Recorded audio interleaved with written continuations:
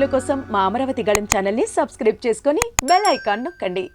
AP రాజకీయాల్లో నిరంతరం ఏదో ఒక రచ్చ రేగుతూనే ఉంటుంది. ఈ క్రమంలో ఇప్పుడు తాజాగా మరో ట్వీట్ సంచలనం కలిగిస్తోంది. నందమూరి కుటుంబంలో విభేదాలున్నాయనే సంగతి అందరికీ తెలిసిందే. ప్రధానంగా జూనియర్ ఎన్టీఆర్, కళ్యాణ్ రామ్ ఒక జట్టుగా ఉంటున్నారు. మిగతా వారు మరో జట్టుగా ఉంటున్నారు. నందమూరి బాలకృష్ణ మాత్రం అవకాశం దొరికినప్పుడు అల్లా పరోక్షంగా జూనియర్ ఎన్టీఆర్ పై విరుచుకుపడుతున్నారు. అయితే బాలయ్యకు మాత్రం తారక్ కానీ కళ్యాణ్ రామ్ కానీ ఎప్పుడూ కౌంటర్ ఇవ్వలేదు. ఎన్టీఆర్ వర్ధంతి సందర్భంగా నివాళులు అర్పించడానికి వెళ్లిన బాలయ్య అక్కడున్న జూనియర్ ఎన్టీఆర్ ఫ్లెక్సీలను తీయించిన సంగతి తెలిసిందే. ప్రస్తుతానికి సినిమాలపైనే దృష్టి పెట్టిన ఎన్టీఆర్ జాగ్రత్తగా సినిమాలు చేసుకుంటూ వెళుతున్నారు. జూనియర్ ఎన్టీఆర్ నివాళులు అర్పించే సమయంలో అక్కడున్న వారంతా సీఎం సీఎం అంటూ నినాదాలు చేశారు. ఈ క్రమంలో ఎన్టీఆర్ జయంతిని పురస్కరించుకుని తారక్ చేసిన ట్వీట్ పరోక్షంగా టీడీపీని ఉద్దేశించి చేసినట్టుగా ఉందని నెటిజన్లు అభిప్రాయపడుతున్నారు.